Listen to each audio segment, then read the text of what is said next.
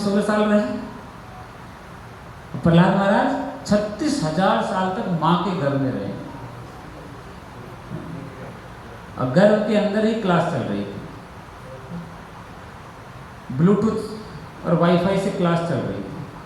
प्रहलाद महाराज माँ के गर्भ के अंदर, मदर भी असुरी स्वभाव, मान लो स्वभाव असुर जैसा ही होगा, कृतु, और पिता असुर। तो भक्त कैसे आ गया प्रहलाद? पिता असुर है और घर में भक्त बच्चा कैसे पैदा हो गया?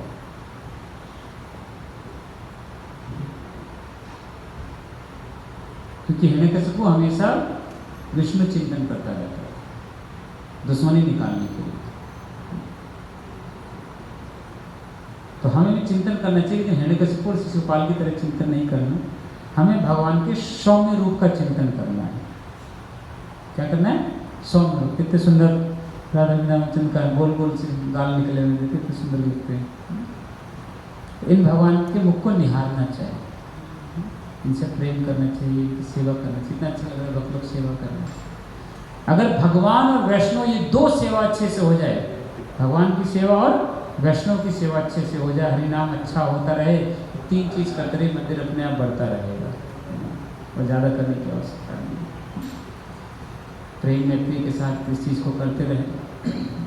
तो हिरण्यकशिपु जैसे छोटे छोटे लोग आएंगे आपको डिस्टर्ब करने के लिए, संगमरक लोग आएंगे डिस्टर्ब करने के लिए, अलग अलग शिक्षा देने के लिए, लेकिन अपनी शिक्षा में स्ट्रांग रहिए।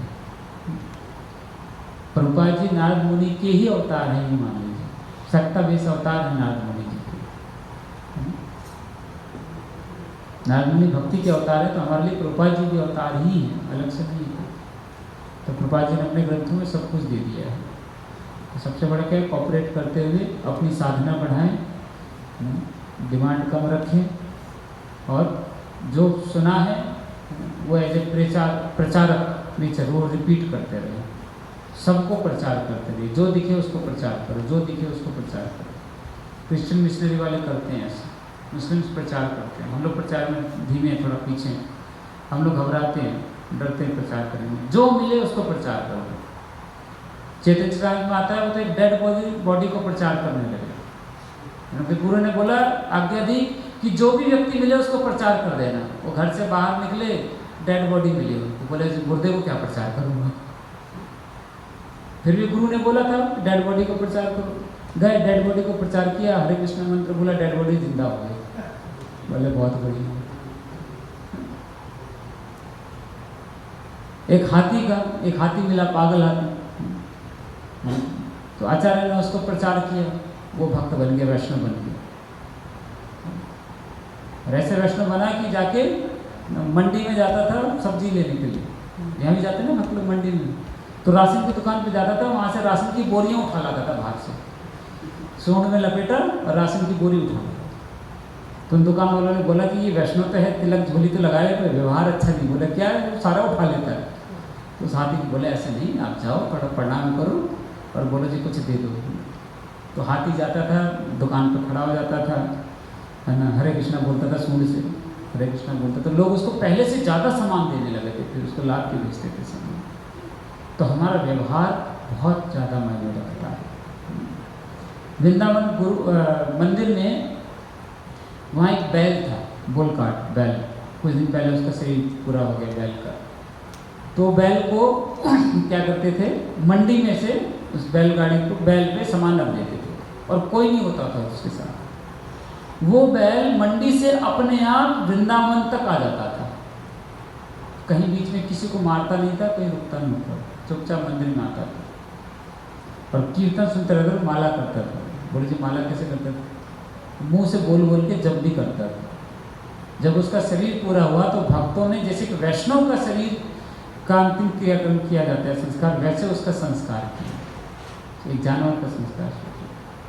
अयोध्या में भी हमारे एक बैल था, उसका भी शरीर पूरा हुआ था, तो ऐसे किया था, वो भी सेवा करता था बैल। तो यहाँ तो जानवर तक की पूजा हो रही है, हम तो इंसान हैं, आप भक्त हैं, तो आपको कितना सम्मान मिलेगा सोचिए यहाँ पर अगर सेवा करेंगे तो ये एक सेवा भाव हमारा रहना चाहिए, गुरु को लांघना नहीं चाहिए। और प्रहलाद महाराज की तरह प्रचारक बनना चाहिए। वो प्रचार कर रहे थे। हमारा एक ही उद्देश्य क्या है, कृष्ण भक्ति का प्रचार पूरे संसार में दे, ये सीखना है। और किनको देना है, जो प्रचार के समय आपको बहुत सारे लोग मिलेंगे, अलग अलग फिलॉसफी वाले लोग, पर हमारी फिलॉसफी सबसे ऊंची है, ये मान के चलिए। जयपुर में गोविंद देव जी, तो वहाँ पर उनकी पूजा बंद करा दी गई थी डिबेट के कारण, भक्त शिक्षित नहीं थे। हमें अपने ग्रंथों को पढ़ना चाहिए। सिद्धांत बलियर न चित्त कर आलस, बुक रीडिंग नहीं करते, इसलिए हम लोग कमज़ोर हैं।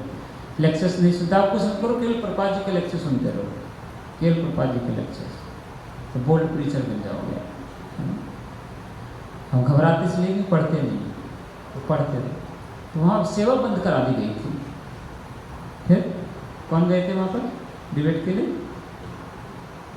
बलदेव विद्याभूषण वो गए, और उन्होंने फिर गोविंद भाष्य वहाँ पे लिखा। भगवान ने खुद बैठ के वहाँ गोविंद भाष्य लिखवाया, प्रमाणित किया कि नहीं, हम मेरी पूजा ये जो है विग्रह पूजा प्रमाणित है, ये संस्था प्रमाणित है, गौड़ीय वैष्णव परंपरा प्रमाणित है। रामानंदी लोगों ने सेवा बंद करा दी थी वहाँ पे, भगवान को रख दिया था उठा के अलग। ये गए वहाँ पे, पूजा अर्चना दोबारा शुरू की गई। तो हमें पढ़ना चाहिए, प्रचार करना चाहिए, असुर लोगों से घबराना नहीं चाहिए, और वैष्णव की कृपा पर हमेशा निर्भर रहना चाहिए। ठीक है। और तब कर कमल वरे न खाम, अद्भुत सिंह कृपा जी के तात्पर्य में लिख रहे हैं कि भक्त को डरना नहीं चाहिए, और कभी भी डर लगे तो केवल नरसिंह आरती गा ले, उसका अपने आप उद्धार हो जाएगा। हमें ध्यान है, बचपन में हम दूध लेने जाते तो हमारा घर 1 किलोमीटर दूर था जहाँ से दूध लेने जाते, तो शाम को डोलची लेके जाते, जब आते थे तो अंधेरा हो जाता था, तो हम गाते थे भूत पिशाच निकट नहीं आवे महावीर, हनुमान चालीसा गाते हुए आते थे।